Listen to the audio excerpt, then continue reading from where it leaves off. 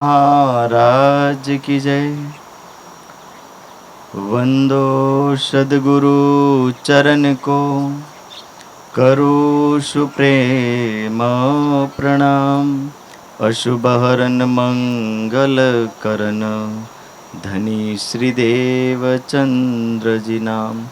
श्री प्राणनाथ निज मूलपति, श्री मेहराज सुनाम।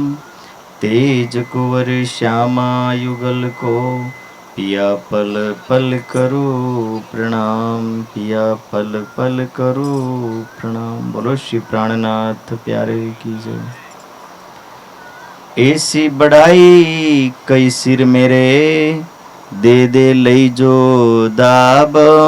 सब दुनिया के दिल में अपनी, दे शाहिदी सब किताब।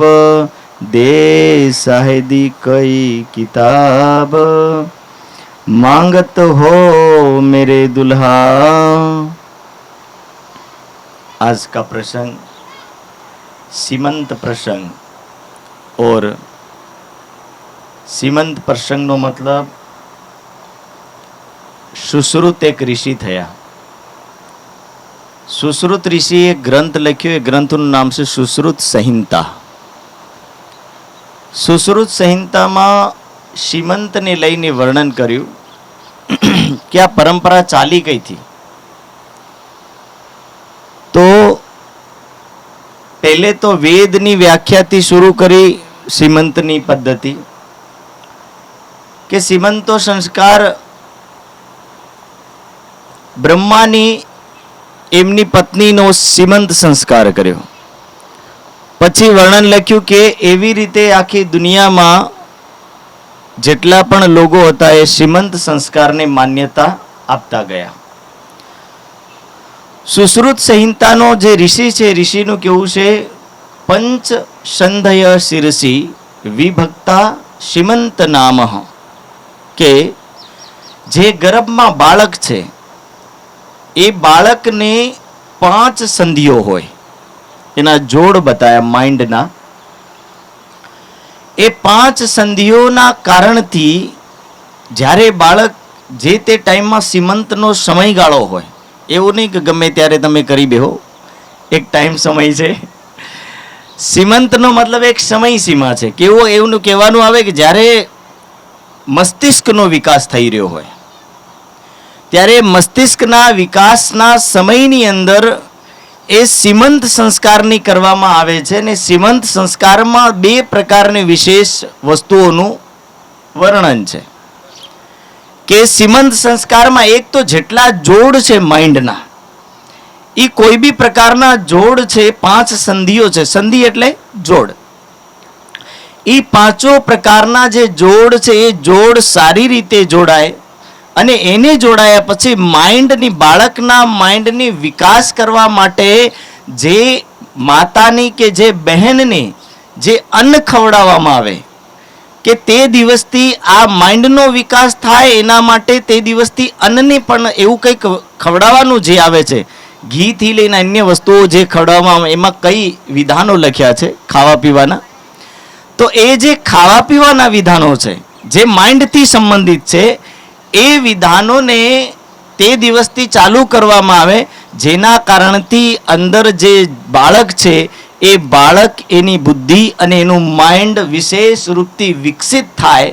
એટલે એના વિકાસને કરવા માટે આયુર્વેદ જે ગ્રંથ છે સુશ્રુત ઋષિએ લખ્યો, એ સુશ્રુત ઋષિ અહીંયા એટલું સમજાવે કે सीमंत સંસ્કાર એમ તો કોઈ વિધિ નથી, જે આપણે સમજીએ એવી કોઈ વિધિ નથી, પણ सीमंत સંસ્કાર માણસ બાળકના માઇન્ડની વિકસિત કરવા માટેનો એક સમયગાળો હોય। એ સમયગાળાની જે તે જ સમયગાળો એનો 5 મહિના પછી 6 મહિનો બેઠશે, ત્યાંથી એનો જે સમયગાળો શરૂ થાય, તો કે એનું જે માઇન્ડ વિશેષ રૂપથી વિકસિત થાય, એ પરિસ્થિતિને શું કહેવામાં આવ્યું, પંચ સંધય શિરસી વિભક્તા सीमंत નામઃ, કે એનું નામ શું પડ્યું, सीमंत नाम। के संधियों बधी धीरे धीरे जोड़ावा लागती होय, अने ए जोड़ावा लागे त्यारे एनुं नाम सीमंत पड्युं।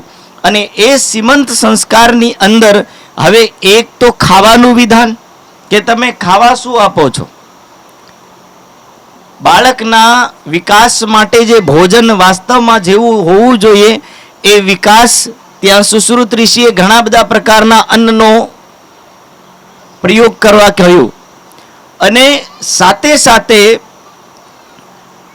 બાળકના માઇન્ડના વિકાસની સાથે સાથે માઇન્ડમાં શું જવું જોઈએ તો ત્યાં એ વર્ણન કરે છે. તત્ર ઉન્માદ ભય નાશ મરણમ, કે જે માતા બાળકને ગર્ભમાં ધારણ કરેલી છે એવી માતાનો ઉન્માદ નહીં થવો જોઈએ. ઉન્માદ એટલે સમજો કે એવી માતા એક તો વધારે ક્રોધી નહીં હોવી જોઈએ અને વધારે આલસી નહીં હોવી જોઈએ. કેમ એવું વર્ણન કર્યું? કારણ કે જે બાળક ગર્ભમાં છે એ બાળકનો હવે વિકાસ થાય છે ને એનું માઇન્ડ વિકસિત થવા લાગ્યું છે, એટલે એના માઇન્ડ ઉપર કોઈ બીજી અસર ના પડે. એટલે માતાના સંસ્કાર કોની જોડે જાય? બાળક જોડે જાય. એટલે ત્યાં કહ્યું કે ઉન્માદ, પહેલું લક્ષણ લખ્યું કે વિકસિત થતા માઇન્ડમાં કોઈ એવું કારણ કારસ કે કોઈ ઘટના નહીં જવી જોઈએ જેનાથી બાળક ગભરાય, જેનાથી બાળક પણ એના લક્ષણોને લઈને જન્મ લે. એટલે કહ્યું કે તત્ર ઉન્માદ, કે ત્યાં ઉન્માદ નહીં હોવો જોઈએ. એટલે ના તો માતા આળસુ હોવી જોઈએ અને ના તો માતા ક્રોધી હોવી જોઈએ. શાંત ધીર બુદ્ધિની માતા હોવી જોઈએ અને એ શાંત ધીર રહેશે અને આળસ્યપૂર્વક પ્રમાદને છોડી અને જ્યારે જીવન જીવશે ત્યારે આ બાળક કર્મશીલ થશે, એ કર્મવાળું થશે, કર્મ કરે એવું સામર્થ્યવાન થશે. પણ યદિ બાળકની માતા યદિ એના સંસ્કારોને લઈ અને ધ્યાન નથી આપતી તો બોલે ત્યાં શ્રીમંત સંસ્કારની જે પ્રક્રિયા છે ત્યાં પૂર્ણ થતી નથી.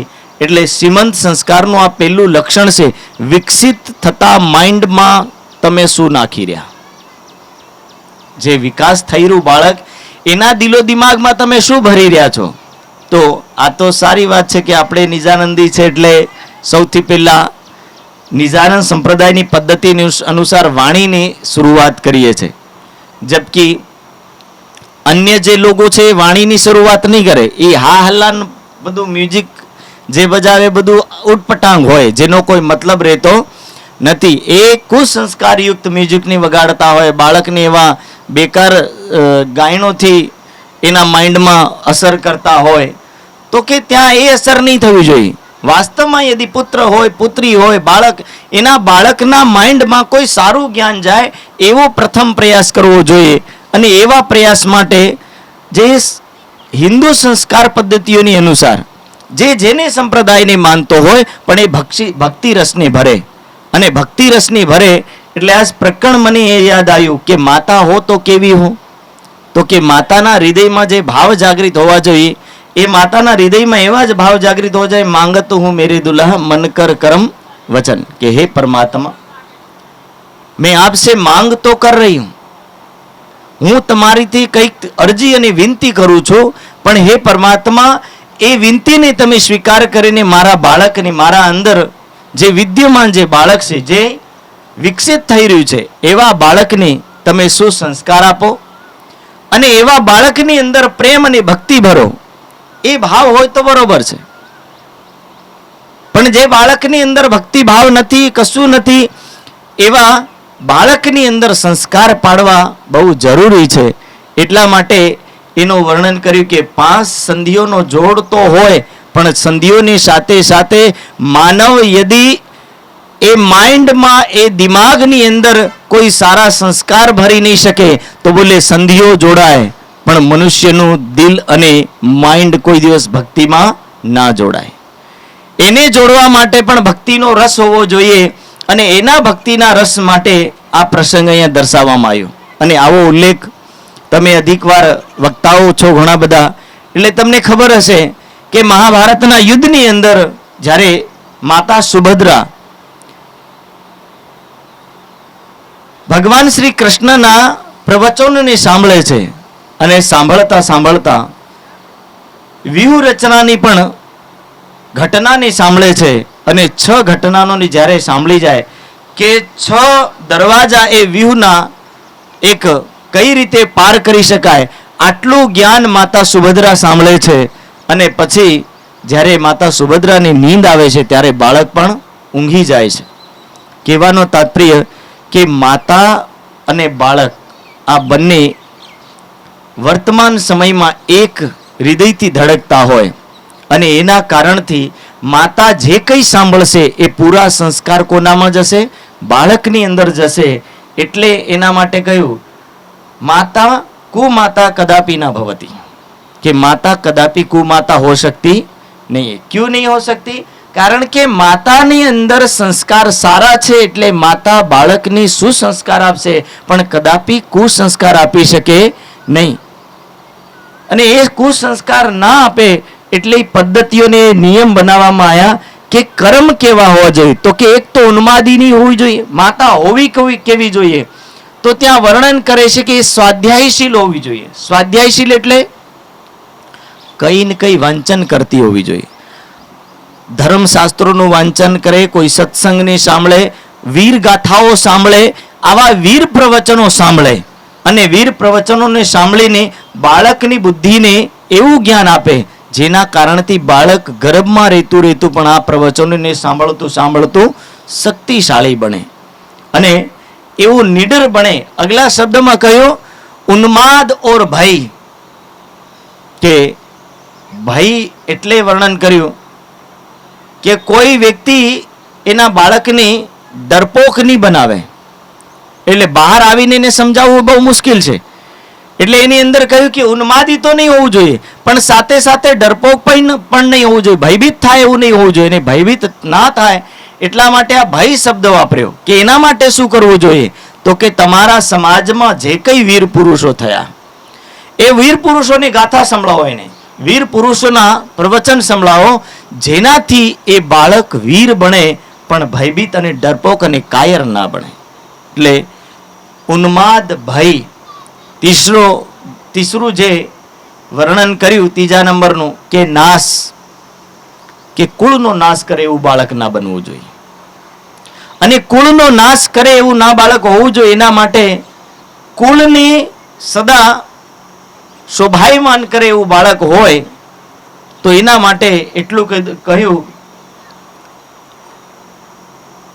રૂપ યૌવનના સંપન્ના વિશાલ કુલ સંભવા વિદ્યાહીના શોભંતે નિર્ગંધાવ કિંશુકા. કે ભલે વ્યક્તિ રૂપથી સંપન્ન હોય અને રૂપ યૌવન સંપન્ના વિશાલ કુલ સંભવા, એનું કુળ ભલે મોટું હોય પણ કુળ અને રૂપ આ બંને એને પ્રાપ્ત થયા હોય પર બોલે સંસ્કાર નથી. નિર્ગંધાવ કિંશુકા, કેસુડાનું ફૂલ એવું તો દેખાય તો બહુ સુંદર પણ એની સુગંધો નહીં હોય, એમાં સુગંધ નહીં હોય. એટલે નિર્ગંધા એવ કિંશુકા, કે કિંશુક કે ફૂલ જેવી એની દશા થાય. ફૂલ સુંદર છે પણ એના ફૂલની સુગંધ નથી. એવી રીતે બાળક સુંદર છે, બાળક સારું દેખાય છે પણ બોલે ડરપોક છે, જ્ઞાનહીન છે અને સાથે સાથે કેવું છે? કુળનો નાશ કરવા વાળું છે. ઉન્માદ ભય નાશ, કે એ નાશ કરવા વાળું છે. એટલે એવું બાળક જે કુળના સંસ્કારોને કુળની સભ્યતાઓને નાશ કરતું હોય એવું બાળક ના જન્મે. એના માટે કહ્યું કે તમે કોઈ ધર્મના સહારે ચાલો, કોઈ ધર્મની વાતને લઈને એનું પાલન કરો તો આપણું આ જીવન ધન્ય છે. બાકી યદી એ ધર્મની વાત કે ધર્મના સિદ્ધાંતોનું પાલન નથી કરતો ત્યાં સુધી આ બાળકને એ સંસ્કારો નહીં મળી શકે. પછી લાસ્ટ ચરણમાં કહ્યું કે ઉન્માદ ભય નાશ મરણમ, કે લાસ્ટ શબ્દ જે વાપર્યો મરણમ, કે સંસ્કારહીન બાળક યદી સમાજમાં આવશે તો બોલે આખે જીવનની અંદર એની આત્મા અને સમાજ માટે કશું નહીં કરે, પછી એનું જીવન એવી રીતે પૂરું થઈ જાય. એનું નામ લખ્યું મરણમ, કે આખું જીવન વગર સંસ્કારોથી ગુજરી જશે. એટલા માટે આ સંસ્કારોનું સિંચન કરવા માટે સીમંત સંસ્કારનું વિધિ વિધાન છે. અને એ સીમંત સંસ્કારને કરવા માટે યદી તમે કંઈ આપી શકો કે નહીં આપી શકો, ભલે કંઈ ભેટ આપો કે નહીં આપો, પૈસા આપો કે નહીં આપો, સોનું ચાંદી આપો કે નહીં આપો, એમ તો બધું આપતા હોય. ઘણા તો મામા આપે, ઘણા લોકો અલગ અલગ પરિવારના સગા સંબંધીઓ આપતા હોય, પણ બોલે તમે બીજું કંઈ આપો કે નહીં આપો, પણ એને સંસ્કાર એવા આપો કે એના જીવનની અંદર હજારો આભૂષણ પડ્યા હોય ને તો એના કરતાં પણ એક વધારે કિંમતી બાળક હોવું જોઈએ. એવું કંઈક બાળકનો જન્મ થાય તો એનો કોઈ મતલબ છે. અને એના માટે આ સીમંત સંસ્કાર માટે સુશ્રુત સંહિતાનો જે શ્લોક છે એ સુશ્રુત સંહિતા વાસ્તવમાં સીમંત સંસ્કારને ટાર્ગેટ કરીને એ વાત કહે છે કે ખાવા અને પીવાનો સુધાર હોવો જોઈએ, માતાનું ભોજન સાત્વિક હોવું જોઈએ, જે ભોજનની અંદર અન્ય પ્રકારના એવા કોઈ પદાર્થ નહીં હોવા જોઈએ જે તમોગુણી પદાર્થો છે, જે માદક દ્રવ્યોથી જે ભરેલા પદાર્થો છે, પછી ગમે તેવા ગુટકા, પાન, બીડી, ચીકણી જે કંઈ છે, શરાબથી લઈને મદિરાથી લઈને આ તમામ વસ્તુઓનો નિષેધ છે કે આ ભોજન એના જીવનમાં હોવું નહીં જોઈએ. અને જે હોવું જોઈએ એ ત્યાં શરૂઆત કરવી છે કે સુપાચ્ય ભોજન. સુશ્રુત ઋષિ શું લખે છે? સુપાચ્ય ભોજન. અને સુપાચ્ય ભોજનમાં સૌથી પહેલો જે વર્ણન કર્યું ઘૃત, ઘી તો હોવું જોઈએ, પણ ઘીની સાથે સાથે ફળ અને ફળની સાથે સાથે અન્ય વસ્તુ લીખી તો કે જે શક્તિ પ્રદાન કરે એવી વસ્તુઓ. તો આવું જે ભોજન હોવું જોઈએ જેનાથી બાળકના વિકાસમાં એ ભોજન સહાયક બને. કારણ કે ભલે ખાય તો માતા, પણ ફાયદો કોને થાય? બાળકની થાય. એટલે બાળકના જીવનમાં એ ફાયદો કરે એવું અન્ન જવું જોઈએ, અને બાળકના જીવનમાં કઈ મન મસ્તિષ્કમાં ફાયદો કરે એવું જ્ઞાન જવું જોઈએ. આ બંને વસ્તુ જ્યારે ઉતરશે ત્યારે બાળક એક વિકાસશીલ સર્વાંગીણ વિકાસને ધારણ કરીને જન્મ લઈને આવશે. અને એવા બાળકને ગર્ભથી સંસ્કાર મળ્યા હોય તો એ બાળક બહાર આવીને પણ એના એ સંસ્કારોને ધારણ કરશે. એટલે આ સંસ્કારોનું સિંચન કરવા માટે સીમંત સંસ્કારનું વિધિ વિધાન છે. અને એટલા માટે સીમંત સંસ્કાર કરે. પણ ઘણા એવા હોય, આપણે નિજાનંદી છે એટલે વાણીને પધરાવીએ, બાકી તો એવું બધું કંઈ કરતા નહીં હોય. નારિયેળ આપે, થોડુંક જે કંઈ ભેટ આપવાની હતી ભેટ આપે, અને કેક વેક કાઢીને ફ્રી થઈ જાય કે હા હવે આપણો સીમંત સંસ્કાર પૂરો થઈ ગયો. પણ સીમાંત સંસ્કાર કેકથી કરવામાં આવતો નથી. સીમંત સંસ્કાર કંઈક સારા ભોજનથી કરવામાં આવતો હોય છે. અને એ ભોજન જે બહેન છે કે માતા છે એ બહેન અને માતાને ખવડાવવામાં આવે અને તે દિવસથી એને શરૂ કરવામાં આવે. એ સંસ્કારનું નામ સીમંત સંસ્કાર છે. હવે આપણે વાણીના આધાર પર જઈએ તો વાણી શું કહે છે? માંગત હું મેરે દુલ્હા મન કર કરમ વચન. કે યદિ પરમ ધામ કી બ્રહ્મ સૃષ્ટિ હોય તો એ બ્રહ્મ સૃષ્ટિ મન અને વચન અને કર્મથી શું માંગે? માંગવાના તરીકા બધાના અલગ અલગ. હું ઘણીવાર આ વાતની વર્ણન કરું છું કે માંગવા વાળા વ્યક્તિ ઘણા બધા અલગ અલગ ભગવાનોની સામે અલગ અલગ રીતે હાથ ફેલાવતા હોય અને અલગ અલગ રીતે હાથ જોડીને માંગ કરતા હોય. વાસ્તવિકતા એ છે કે વાણીમાં એક શબ્દ છે, કરની માફક કૃપા, કૃપા માફક કરની. એ તમે પણ સાંભળી હશે ને મેં પણ સાંભળ્યા છો ભાઈ, કે જેવી તમારી કરણી એવો તમારું એનું ફળ મળશે. અને કૃપાનો સીધો સાદો અર્થ કરીએ ને તો બહુ સુંદર અર્થ છે. હરિયાણી ભાષામાં એક લોગો શબ્દ બોલે કૃપા. આપણા ખબર નહીં બોલે કે નહીં, આપણે તો કૃપા બોલીએ. આપણે કૃપા પણ નહીં બોલીએ. શું બોલીએ? કૃપા બોલીએ, રૂ બોલીએ. પણ એ લોકો કૃપા બોલે. કૃપાનો મતલબ કરો અને પાવો. કરો અને પાવો. એટલે કરો અને પાવોનો તાત્પર્ય કે તમે પહેલે કર્મ કરો પછી પ્રાપ્ત કરો. એવું નહીં કે કર્મ કર્યો નથી અને કે ના મારે મળવું જોઈએ એ જ, તો એ સંભવ નથી. જીવનનો કોઈ બી માર્ગ હોય એ તમામ માર્ગોમાં કરણી તો કરવી જ પડશે. અને કરણી કર્યા વગર એને કોઈ કૃપા પણ મળતી નથી. જેમ માન લીજે એક ઉદાહરણ તમને આપું. ભારત દેશે જાહેર કર્યું કે કોઈ બી ભારતનો નાગરિક કલેક્ટર બની શકે અને બધાને આ હક છે કે તમે કોઈ બી જાતિ હોય, કોઈ બી વ્યક્તિ હોય, ગરીબ હોય, અમીર હોય, તમામ વ્યક્તિઓમાંથી કલેક્ટર બનવાનો હક બધાને છે. એમાં કોઈને ના નથી. એ તો સરકારે જાહેર કર્યું. પણ એના કલેક્ટર બનવા માટે પણ થોડા નિયમો બનાયા. એ નિયમોમાં જે પૂર્ણતયા ઉત્તીર્ણ થાય, પાસ થાય, એ નિયમોમાં ઉતરતો વ્યક્તિ કલેક્ટર બને, બધા કલેક્ટર બની શકતા નથી. જેટલી પરીક્ષાઓ આવે એ પરીક્ષાઓને જે વ્યક્તિ પાર કરી જાય, એ પાર કર્યા પછી એના કલેક્ટર પદની પ્રાપ્ત થતો હોય, એવી રીતે વાણીમાં પણ એ જ કહ્યું કે ભલે હું તો તમારી સાથે છું, શહેરેક સે નજીક આડો પટના દ્વાર, કે હું તમારી પ્રાણનલીની નજીક છું એવું રાજ્ય કહે છે. પણ પ્રાણનલીની ભલે નજીક છું, પણ એને પણ જોવા માટે કુછ તો નિયમ હોવા જોઈએ કે વગર નિયમથી હું પણ દેખાતો નથી. અને મને પ્રાપ્ત કરવા માટે જે નિયમો છે એ વાણીના નિયમ છે. ભક્તિ, ભાવ, વાણી મંથન, ચિંતન, આ જે નિયમો છે, વાણીની વાંચન કરવું, આ નિયમો છે. એ નિયમોની આધાર પર જે કોઈ મારા નિયમોને પાલન કરશે એ મને પ્રાપ્ત કરી શકે, એની હું પ્રાર્થના સ્વીકાર કરી શકું. પણ જે મારા માટે કશું નથી કરતો, પણ માંગ બાપ દાદાની લાંબી હોય, તો બોલે એને કશું મળે નહીં. એટલે ની કૃપા થાય ને કશું થાય. એટલે એટલું સમજીને કર્મ કરવું કે મન કર કર્મ વચન. હવે ઇન્દ્રાવતીની આત્મ શું કે છે?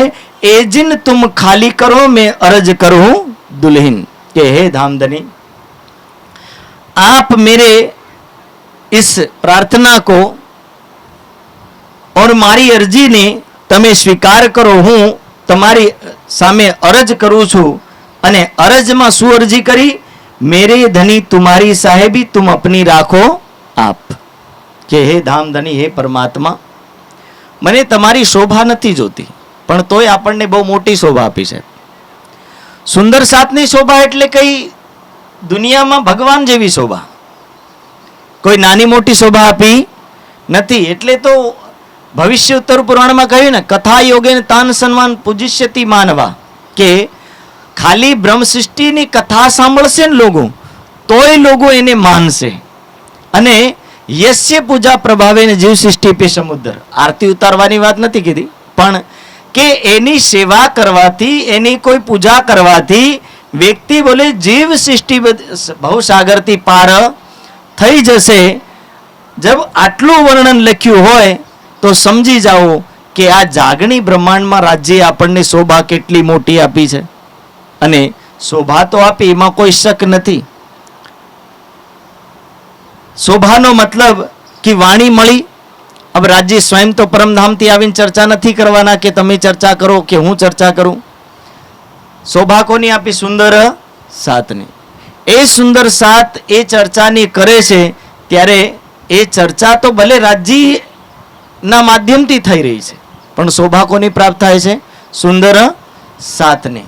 અને એવી રીતે જે બ્રજ પ્રસંગમાં યદી આપણે જોઈએ, ત્યારે એ પ્રસંગ આવે છે કે ભાઈ ભગવાન શ્રી કૃષ્ણ ગોવર્ધન પહાડની ઉઠાવે, અને ઉઠાવીને ગ્વાલ બાલોને કહે કે હે ગ્વાલ બાલ, તમે પણ બોલે તમારી લાકડીઓ લગાડો, અને તમારી લાકડીઓથી તમે પણ ઉઠાવી રહ્યા એવું લાગવું જોઈએ, તાકી સમાજમાં એવું ખબર પડવી જોઈએ કે મેં એકલે નથી ઉઠાવ્યો, આ બધા લોકોએ મળીને ગોવર્ધન પહાડ ઉઠાવ્યો. જબકે ઉઠાવવા વાળો તો સ્વયં ભગવાન શ્રી કૃષ્ણ હતા.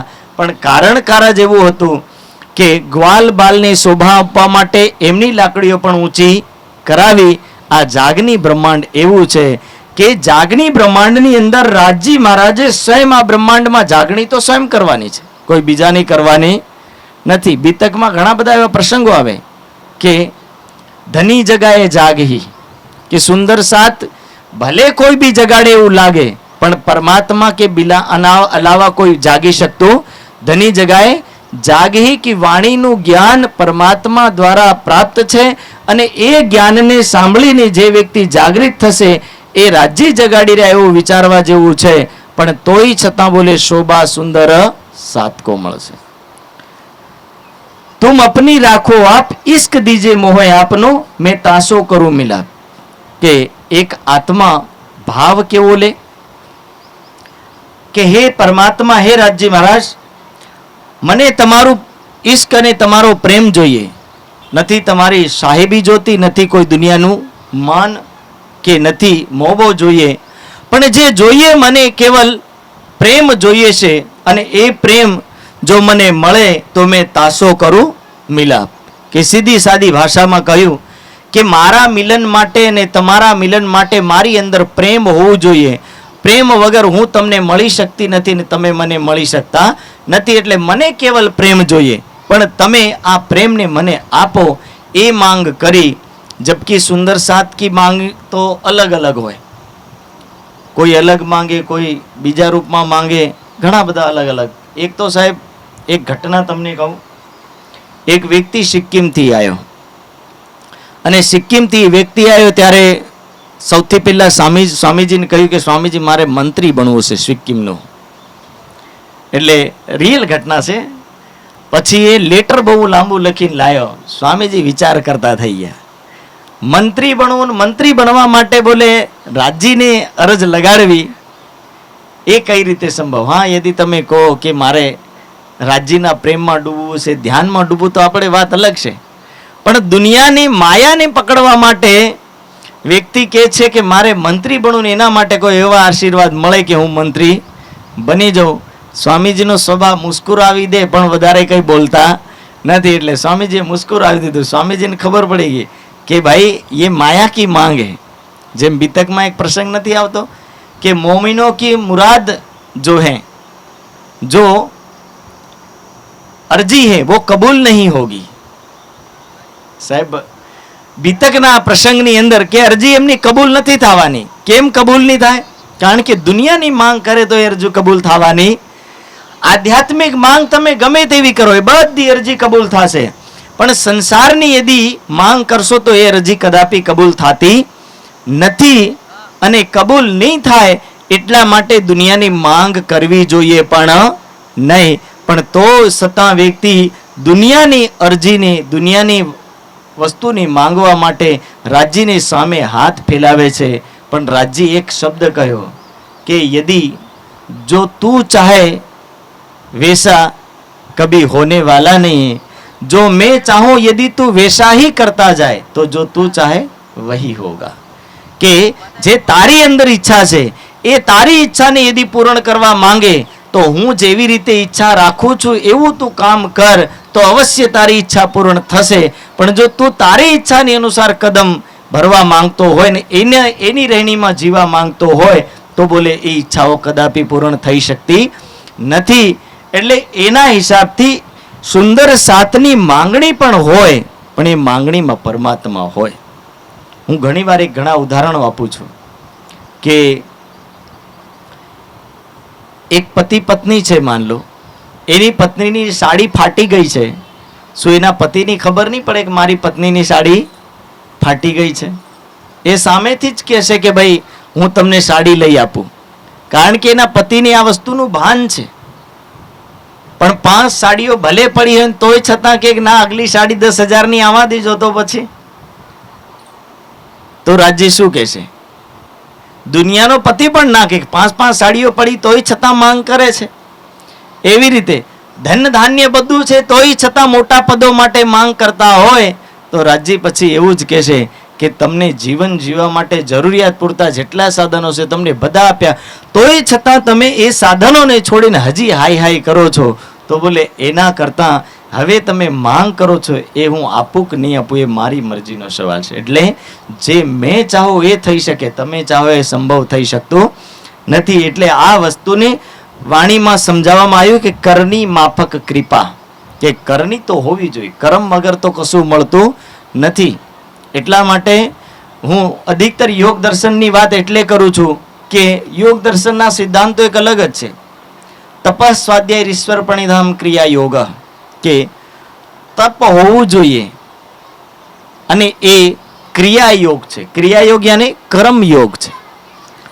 તપ કેમ હોવું જોઈએ? તપ કોને કહેવાય? તો કે દ્વંદ્વોની સામે જે દ્વંદ્વોને સહન કરે એનું નામ તપ છે. દ્વંદ એટલે ગરમી, શરદી, સાથમાં જે દ્વંદનું વર્ણન કર્યું એ દ્વંદની અંદર આ સંસારની અંદર માયા જે આવે એ માયાનો પણ એક દ્વંદ કહેવાય. દ્વંદ યાને લડવું, જેનો યુગલ જોડી કહેવાય.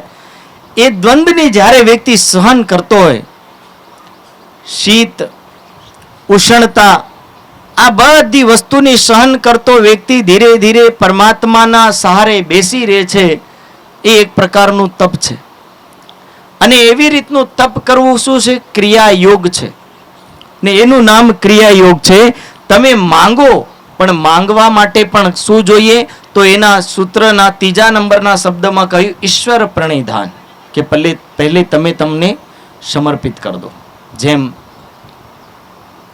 કહેવામાં આવે કે જ્યારે એક ખેડૂત બીજનું વાવેતર કરતો હોય ત્યારે એ બીજ એનું સર્વસ્વ ખોવે છે ધરતીની અંદર, એનું સર્વસ્વ તબાહ કરી નાખે છે ધરતીની અંદર. ત્યારે એ એક નવું ઝાડનું રૂપ લઈને પાછું ઉગતું હોય અને ત્યારે એક ઝાડના રૂપમાં વિશેષ મોટું થતું હોય ત્યારે એ ફલીભૂત થાય. એવી રીતે આ શાસ્ત્રોની અંદર અને બ્રહ્મવાણીની અંદર સુંદર સાતને એટલું કહ્યું કે આધ્યાત્મિક રૂપી આ ધરતીમાં જે વ્યક્તિ એની આત્માને સમર્પિત કરશે એવો વ્યક્તિ એ જ ફલીભૂત થશે અને એની ભક્તિ પાકશે. બાકી જે વ્યક્તિ આધ્યાત્મિક જીવનમાં સમર્પિત નહીં થઈ શકે એવા વ્યક્તિનું જીવન કોઈ દિવસ ફલીભૂત થઈ શકે નહીં. અને સમર્પણ હોવું જોઈએ. સમર્પણ વગર તો કોઈ જીવન પણ નથી. માન લીજીએ લલિતા સખીનું ઉદાહરણ તો હર કોઈ જાણે છે કે લલિતા સખી એક એવા સુંદર સાત કે જે સખી રાજ્ય જોડે જવા માટે ગભરાતી હોય પણ અંદરથી ભાવ છે કે હે રાજ્ય મહારાજ, કાશ યદી હું પણ એક સ્વસ્થ અને સારી બાઈ હોતી તો તમારી સેવા કરી શકતી. પણ આજ મારું દુર્ભાગ્ય છે કે હું તમારી સેવા નહીં કરી શકું, કારણ કે મારા અંગ અને આ શરીરની અંદર બધી અનેક પ્રકારની વિકૃતિઓ છે. મારા શરીરના અંગ લૂલા છે જેના કારણથી હું તમારી સેવા નહીં કરી શકું. પરિવારના સદસ્યોને જોઈ અને લલિતા સખી મનોમન વિચાર કરતી થાય કે આ બધા કેવા દોડી દોડીને સેવા કરે, પણ મારી અંદર આવું સામર્થ્ય નથી કે હું સેવા કરી શકું. વિચાર કરજો કે રાજ્ય એમના હૃદયની વાત સ્વયં જાણે છે અને રાજ્ય એમના હૃદયની વાત સમજી અને એ લલિતા સખીને સર્વાંગ સુંદરી બનાવે છે. પણ સર્વાંગ સુંદરી બનાયા પછી પણ લલિતા સખીનો ભાવ એનો એ જ રહેશે. લલિતા સખી શું વિચારે કે ભલે હું સર્વાંગ સુંદર બની પણ હું મારા પરમાત્માને છોડીને અન્ય કાર્ય કરવા માંગતી નથી. એટલે ત્યાં એમના ભાવોની અંદર એક પ્રકરણ ઉતર્યું, વારી રે વારી મેરે પ્યારે મેં તુમ પર વારી ટુક ટુક કર ડારું યાતન ઉપર કુંજ બિહારી, કે હે કુંજવનમાં વિલાસ કરતા હે પરમાત્મા, હું મારું સર્વસ્વ તમને સમર્પણ કરું છું. કારણ કે આ સમર્પણ કરવાને પાછળ મારો ઉદ્દેશ્ય એટલું છે કે શરીર પણ તમે આપ્યું ને એ શરીરની સુંદરતા પણ તમે આપી. એ સુંદરતાની મારે શું કરવું? મારે તો તમારી સેવામાં રહેવું. એની સેવા કરવા માટે રાજજી મહારાજના ચરણોમાં એમનું સંપૂર્ણ જીવન સમર્પિત કરે છે. એવી આ લલિતા સખી, અને એવી લલિતા સખી માટે આ સમર્પણી જે ભાવનાઓ છે એ ભાવનાઓ વર્ણન કરવામાં આવે. એટલે રાજજી મહારાજ હર સુંદર સાતને તમને આપોઆપને જ્યારે સર્વસ્વ રીતે સમર્પિત કરશો ત્યારે આ સંસારની અંદર આપણી જે મનોકામનાઓ અવશ્ય પૂરી થશે. પણ જ્યારે આપણે આપને સમર્પિત નથી કરતા અને આપણે માંગો 1000 પ્રકારની કરીએ ત્યારે બોલે એ માંગો કોઈ દિવસ પૂર્ણ થતી નથી. એટલે અહીંયા વાણીમાં સ્પષ્ટ કર્યું છે, ના ચાહું મેં બુજર્ગી ના ચાહું ખિતાબ ખુદાએ, કે નથી મને કોઈ પદ જોતું. બુજર્ગી એટલે મોટું પદ. નથી મને કોઈ પદ જોતું અને નથી મને કોઈ એવી ઉપમા જોઈએ છે કે જેના કારણથી ખિતાબ એટલે એને ઉપમા, અને એ ઉપમા નથી જોતી. ઇશ્ક દીજે મોહે આપનો મોહે યાહી સો મુદ્દાએ, કે મારો એક મુદ્દો છે, મારું કેવલ એવું કેવું છે, મારી ભાવનાની અંદર એટલી માંગ છે કે તમે મને પ્રેમ આપો અને આ પ્રેમના કારણથી હું તમને મળી શકું. એટલી ભાવના મારી છે, એના સિવાય બીજી મારી કોઈ ભાવના નથી. એવી માંગ રાજ્યની જોડે એક આત્મા કરે છે.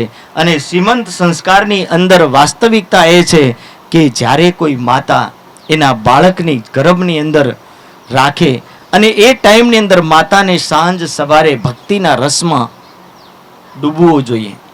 જ્યારે માતા પરમાત્માથી પ્રેમ માંગતી હોય, જ્યારે માતા પરમાત્માથી એટલી પ્રાર્થના કરતી હોય કે હે પરમાત્મા मेरा बालक जन्म ले, तो ये बालक इस संसार के अंदर आपकी भक्ति करने वाला होना चाहिए.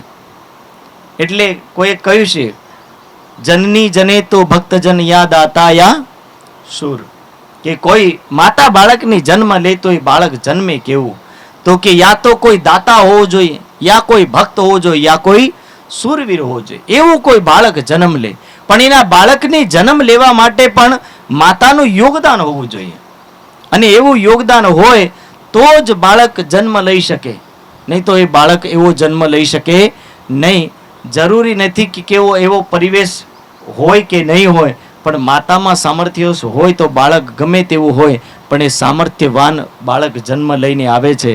જેમ કહેવામાં આવે કે પ્રહલાદના પરિવારમાં પહેલેથી સાહેબ ભક્તિ નામની તો વસ્તુ જ નહીં હતી. ત્યાં કોઈ ભક્તિ કરતું નહીં હતું, પણ પ્રહલાદની માતા એક એવી માતા હતી, પિતા ખુદની ભગવાન માને છે, દુનિયાનો માલિક માને છે, પણ માતાના હૃદયમાં એ ભાવ છે કે મારું બાળક જન્મે તો ભક્તિવાન જન્મે. એ માતા ભક્તિ કરે છે અને માતાના સંસ્કાર પુત્રમાં આવે, જેના કારણથી પ્રહલાદ નામક જે બાળક છે એ ભક્તિવાન બાળક નીકળે છે, ભક્તિવાળું બાળક નીકળે છે. એટલે અહીંયા વર્ણન કરવામાં આવ્યું કે શ્રીમંત સંસ્કારની અંદર એક તો આ સંસ્કાર અને એક બીજો સંસ્કાર નામકરણ સંસ્કાર. આ બે સંસ્કાર બહુ મહત્વપૂર્ણ હોય બાળક માટે, કે નામકરણ સંસ્કારના દિવસે પણ એને ભક્તિના શબ્દો સંભળાવવામાં આવે, અને શ્રીમંત સંસ્કારના દિવસ પછી હર દિવસ માતા કોઈકની કોઈ પુસ્તક વાંચે, નહીં વાંચે તો પતિ વાંચે, પતિ નહીં વાંચે તો ઘરમાં કોઈ બાળક ભણેલા હોય એ વાંચે, પણ એને વાંચીને સંભળાવે કે બાળક સાંભળે અંદર અંદર અને એવું સંસ્કારી બને. એટલે આ માંગ પણ રાજ્ય એવી કરવા કહી કે ઇશ્ક દીજે મોહે આપનો મોહે યાહીશો મુદ્દાએ, કે મુજે પરમાત્મા તમારો પ્રેમ જોઈએ ને તમારી ભક્તિ જોઈએ, બાકી દુનિયામાં મારે કશું જોતું નથી. ઇલમ ચાતુરી ખૂબી અંગ કી, અબ વર્ણન કર રહે हैं કે જ્ઞાનનું ચાતુર્ય મારે જોતું નથી. કારણ કે ઘણીવાર જ્ઞાની જ્ઞાન મળી જાય ને, એ જ્ઞાનનો દુરુપયોગ પણ કરતા હોય વ્યક્તિ. એટલે ગીતામાં આના જ્ઞાનને લઈને એક વાત કહી કે વિદ્યા वैसे तो माता समान है, पर वही विद्या कई बार जहर समान भी है. કેમ એમ કહ્યું? કારણ કે વિદ્યા ભલે માતા સમાન છે, કે જ્ઞાન વ્યક્તિને પાલી પોષીને સર્વશ્રેષ્ઠ બનાવે, જેની પાસે જ્ઞાન જાય એ મહાન બને છે, પણ જ્યારે એ જ્ઞાનનો દુરુપયોગ કરતો થઈ જાય તો બોલે એના માટે જ્ઞાન કેવું થઈ જાય, એ વિષની જેમ થઈ જાય. જેમ સમજો એક એન્જિનિયર છે, માન લો બિહારના એન્જિનિયરની વાત કરું, કે એને એન્જિનિયરિંગ કર્યું કોમ્પ્યુટર લાઈનથી, પણ એના દિમાગમાં એક ખુરાફાત આવ્યો કે આ એન્જિનિયરિંગના માધ્યમથી હું ચોરી પણ કરી શકું, અને એને હિન્દુસ્તાનના હજારો કઈ અરબો ખાતાઓ હેક માર્યા, અને હેક કર્યા પછી એનો નિયમ બનાવ્યો કે એને એક ખાતામાંથી 1 જ રૂપિયો લેવાનો મહિનામાં, એનાથી વધારે લેવો. હવે એક ખાતામાંથી 1 રૂપિયો લેવો એટલે એટલા 1 રૂપિયાને કોઈ ધ્યાન નહીં આપે કે 1 રૂપિયો કઈ ગયો, પણ પેલે જેને હેક માર્યો એને તો અરબો રૂપિયાને હેક કર્યો ને, હજારો નહીં કઈ લાખો ખાતોને હેક કર્યા ને એક મહિનામાં એ કઈ અરબો રૂપિયા કમાય. કેમ? કારણ કે એને જ્ઞાન તો મળ્યું હતું, ચાહે તો એના હેકના માધ્યમથી યા એના કોમ્પ્યુટરના માધ્યમથી સમાજની અંદર કંઈક એવું કામ કરતો, છોકરાઓને ભણાવતો, કે કંઈક એવી કંપનીઓ નાખતો જેનાથી છોકરાઓ વિકાસશીલ થતા, સમાજ વિકાસશીલ થતો. આવા એન્જિનિયરો બીજા નીકળતા, પણ એને માર્ગ કઈ અપનાયો? ગલત તરીકેથી કમાવાનો ધંધો પકડ્યો, જેનાથી રૂપિયા કમાવાનું તો શીખી ગયો, પણ આ એન્જિનિયરિંગનું જ્ઞાન કેવું, એક તરફ જ્ઞાને એને મહાન બનાવ્યો, પણ બીજી તરફ એનું પતન પણ કર્યું. હવે સરકાર તો ધીરે ધીરે ખોજે, કે ખોજે સાહેબ, નહીં ખોજે એવું તો થઈ નહીં શકે. આપણા ગુજરાતમાં પણ એક એવા હેકર થયા છે, એવું ખેડૂત યોજનાના જે પૈસા આવે ને, કિસાન નિધિ, સાહેબ એક માણસે તકરીબન 1 કરોડ ખાતા હેક કર્યા, અને એના ખાતાઓને પણ હેક કરીને સરકારની આંખોમાં ધૂળ ઝોકીને રૂપિયા સાથે સીધા એના ખાતામાં ઉડાડી નાખ્યા, અને 2 મહિના કંઈક રૂપિયા કાઢ્યા, અને 2 મહિનામાં ખબર નહીં 100 કરોડ રૂપિયાને સાફ કર્યા સરકારના. તમે વિચાર કરો કે જ્ઞાન છે, પણ જ્ઞાનનો દુરુપયોગ ઘણી જગ્યાએ થાય. એટલે કહ્યું કે માતા વિદ્યા એક પ્રકારની માતા છે, અને એ માતા જ્યારે બાળકને પોષિત કરે તો મહાન બનાવી દે, પણ એ માતા વગડેલા બાળકને શું કરે? ધીરે ધીરે બરબાદ પણ કરી નાખે. એવી સમાન છે.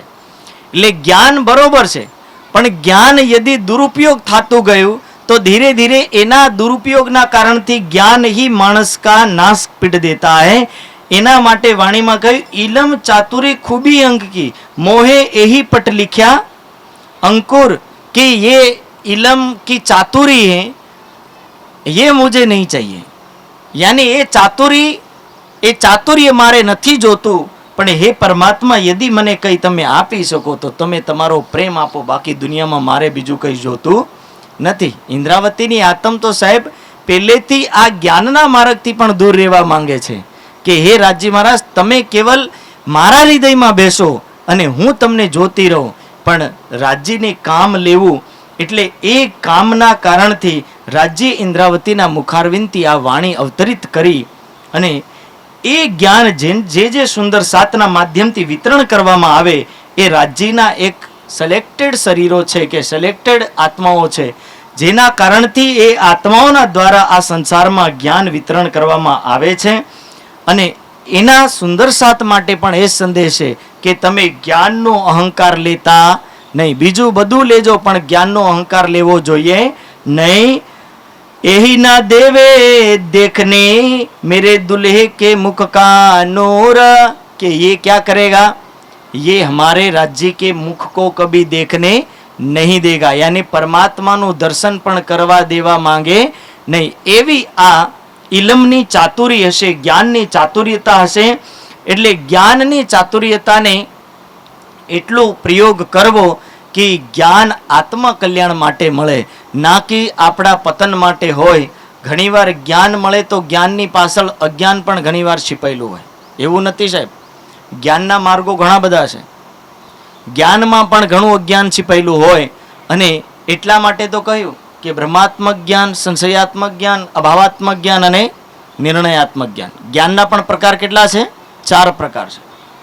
કે ઘણું સંશયાત્મક પણ જ્ઞાન હોય છે. જ્ઞાન છે, હશે કે નહીં હશે. આદા હજી ઘણા લોકો વિચાર કરે કે જેના પરમાત્માના વિષયમાં તમે આટલી બધી વાત કરો, એ પરમધામ છે કે નથી, કોની દેખ્યું? આ કેવું જ્ઞાન? બ્રહ્માત્મક. જેમ કે એક રાજ્ય સિંહાસન પર બેઠા છે, બીજા કોઈક જઈને બેઠા છે, આ પણ બ્રહ્માત્મક જ્ઞાન છે ખરું જ્ઞાન, એમાં કોઈ શક નથી. ભલે ચોપાઈ કે દુનિયા કે, પણ આપણે મન મરજીથી ઠોકી બેહાડીએ કે ના મારે તો આને જ બેહાડવો છે, તો એ કયું જ્ઞાન? ભ્રમાત્મક જ્ઞાન છે. જ્ઞાન ખરું, પણ જ્ઞાનમાં ભ્રમણા ભરાયેલી છે. અને આવી ભ્રમણાના કારણથી એ જ્ઞાન પણ કેવું છે? માણસને ભ્રમિત કરીને પાછું લઈને આવે, પણ કોઈ દિવસ ત્યાં રોકાવા દેતું નથી. એટલે ભ્રમાત્મક જ્ઞાન. અને સંશયાત્મક જ્ઞાન કેવું છે? કે સંશયાત્મક જ્ઞાન એટલે કભી વિચાર આવે કે હશે, કોઈક વાર વિચાર આવે કે કોની ખબર છે કે નથી. અને આદા તો દુનિયામાં આવા જ છે કે ઘણા એવા લોકો વિચારે કોની દેખ્યું કે આ સૂર્ય અને ચંદ્રમાંથી પરે કંઈક બીજું ધામ છે કે નહીં. આને શું કહેવાય? સંશય. ઘણીવાર વિશ્વાસ આવ્યો, ઘણીવાર વિશ્વાસ નહીં આવ્યો. એટલે ઘણા લોકો એવા છે, ભક્તિવાળા મળે તો બેહી જાય, નહીં મળે તો જે એવા મળે એવાની સાથે બેહી જાય. એટલે આ બધું સંશયાત્મક છે કે હજુ પાકું નથી થતું કે સત્ય છે શું, આ સત્ય છે કે ઓલું સત્ય છે. કયા સત્યને માનવું એ કોઈને ફિટ બેઠતું નથી અને હૃદયમાં પાકું થતું નથી. એટલે એને કહેવાય સંશયાત્મક જ્ઞાન. જ્ઞાન ખરું, શાસ્ત્ર નથી બદલાતું સાહેબ, શાસ્ત્રો તો એનું એ જ રહેશે. જ્ઞાનના ધર્મશાસ્ત્રો એના એ રહે છે, એમાં કોઈ બદલાવ આવે નહીં. જેમ તમને કહું કે એક દેવી ભાગવત છે, માન લો દેવી ભાગવતના શ્લોકોમાં લખ્યું છે કે દેવી કરતા મોટો બીજો કોઈ છે જ નથી. દુનિયાનો માલિક કોણ છે? દેવી છે. અને દેવી સિવાય બાકી દુનિયામાં કોઈ નથી. એટલે દેવી વાળાનું કેવું છે કે ભાઈ આ જે પરમાત્મા નામની વસ્તુ એ ખોટી છે. ત્યાં તો દેવી બેઠી છે, દેવ બેઠો નથી. હવે જે પુરુષ રૂપમાં માનતા જે લોકો છે એ શું કહે છે કે ત્યાં સ્ત્રી નામની વસ્તુ જ નથી.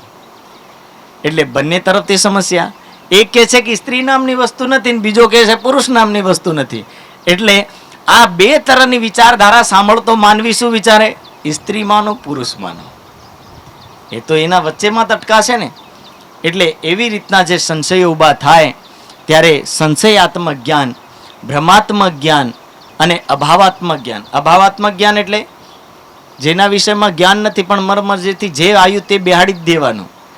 એ ભલે ઉપર ગમે તેવો હોય પણ અમારે લેવું દેવું નથી, પણ બેહાડવું મારી મરજીનો જ છે. એને શું કહેવાય? અભાવાત્મક જ્ઞાન. કે જ્ઞાન નથી પણ એને ફિટ બેહાડ દેવો કે આ છે જ. જેમ કહેવામાં આવે કે અનુમાન પ્રમાણ. અનુમાન પ્રમાણ એટલે કે દૂરથી દેખીને એવું લાગે કે માણસની દેખ્યો એટલે એવું લાગે કાળો પીળો થઈ રહ્યો માણસ, એટલે એવું લાગે કે અંદર શું ચાલતું હશે. મને દેખીને કાળો પીળો થાય છે કે ખુદ કંઈક બીમારી લઈને આવ્યો છે કે ટેન્શન લઈને આવ્યો છે. આ બધું ઉલટી ઉલટી ગંગાની વાત. તમને એક ઉદાહરણ આપું. ઘણીવાર દિલીપ મહારાજે એક ઉદાહરણ સંભળાવે કે બે ડોક્ટર ઓર્થોપેડિક ભેગા થયા, અનુભવી. તમે સાંભળ્યું હશે, કદાચ નહીં સાંભળ્યું તો સાંભળી લો. ઓર્થોપેડિક બે વૈદ્યો ભેગા થયા. એક વ્યક્તિ લંગડો આવે તો એક ડોક્ટરે કહ્યું કે દેખો આના ઘૂંટણમાં દર્દ છે એટલે લંગડો આવે છે. પછી બીજે કીધું ના, ઘૂંટણમાં નથી, આની એડીમાં દુખે છે એટલે લંગડો આવે છે.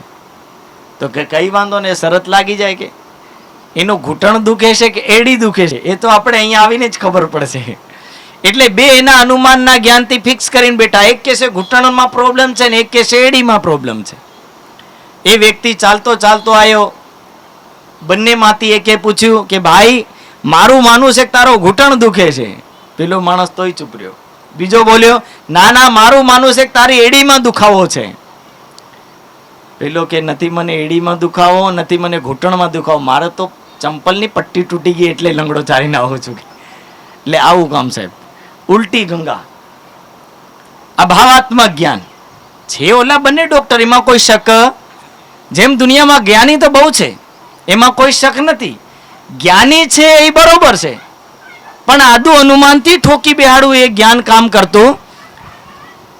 ફિક્સ દેખીને ક્યારે ખબર પડે કે જેમ એક ડોક્ટર એક્સરો પાડે, એક્સરો પાડ્યા પછી પાકું થઈ ગયું કે ના આ કન્ફર્મ છે કે આને એડીમાં દુખાવો છે કે નહીં, કે ઘૂંટણમાં દુખાવો છે કે નહીં, પ્રમાણ મળ્યું, શબ્દ પ્રમાણ મળ્યું.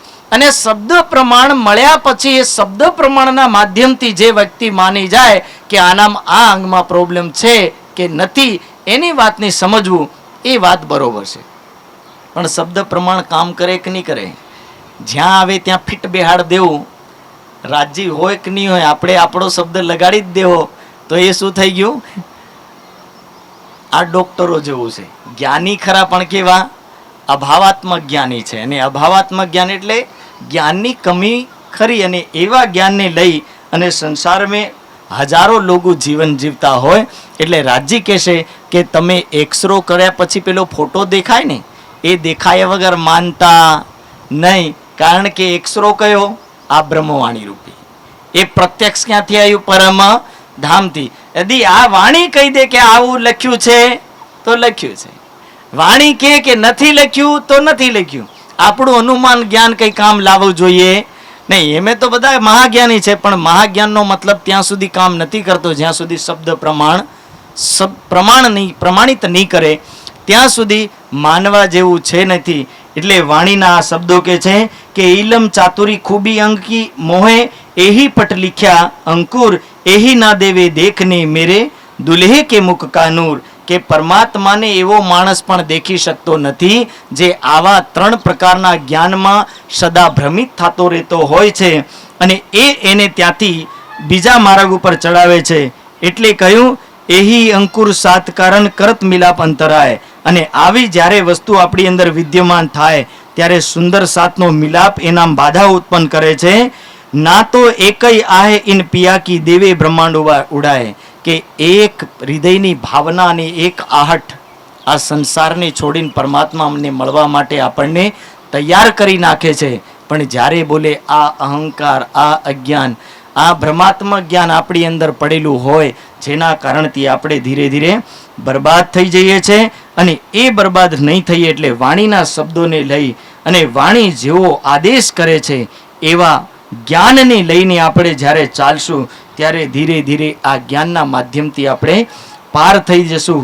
વાણીની આ અંતિમ ચોપાઈમાં વિશેષ રૂપથી વાત કહી છે, પ્રેમ દર્દ ઇશ્ક તુમ્હારા મેં ફેર ફેર માંગુ ફેર. આ પ્રકરણનો સારાંશ છે. આખા પ્રકરણનો સારાંશ શું છે કે પ્રેમ દર્દ ઇશ્ક તુમ્હારા મેં ફેર ફેર માંગુ ફેર, પ્યારે મિલું પ્યારે પીયુસો પ્યારી મહામત કહે બેર બેર. કે જેમ ઇન્દ્રાવતીની આતમ રાજીના ચરણોમાં વિનંતી કરીને કહે છે કે હે ધામધની, હું કેવલ પ્રેમ દર્દ અને ઇશ્ક માંગુ છું, એના સિવાય મારે બીજું કશું નથી જોતું. प्यारे मिलूं प्यारे पीऊँ छो कि हे परमात्मा, हे मेरे प्राण स्वरूप मेरे नाथ, मैं आपकी इंद्रावती बारंबार तमने विनती करूँ छूं અને તમે કેવલ મને પ્રેમ આપજો, બીજું મને કંઈ આપતા નહીં. એ રાજ્યની આ વાતો અને એક આત્માના ભાવો આવા હોવા જોઈએ એ જ વાણી કહેવા માંગે છે. અને એ જ્યારે આપણા હૃદયની અંદર આવશે જ્ઞાન, ત્યારે ધીરે ધીરે આપણે આ સંસારની અંદર રહી અને વાણીનો લાભ પણ લેશું અને સાથે સાથે આત્મકલ્યાણ પણ કરશું.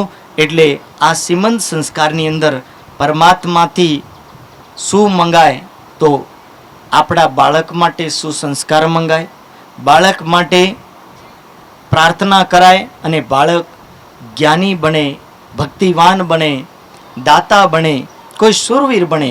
આવા કંઈક ભાવ રજૂ કરવાના પરમાત્માની સામે, જેનાથી બાળકના મસ્તિષ્કની અંદર, બાળકના હૃદયની અંદર આવું જ્ઞાન ઉતરે. એના માટે આ વાણીનો સત્સંગ અને વાણીની વાતો એ બાળક માટે હોય છે. અને એવી વાતોને જ્યારે બાળક સાંભળશે તો એ પણ એક ભક્તિવાન બનશે અને સંસ્કારી બનશે. બોલો શ્રી પ્રાણનાથ પ્યારે કી ચોપાઈ દોરાવીશું. એહી અંકુર સાત કારણ કરત મિલાપ અંતરાય, ના તો એકઈ આહે ઇન પિયા કી देवे ब्रह्मांड उड़ाए. बोलो श्री प्राणनाथ प्यारे की जय, सदगुरु महाराज की जय.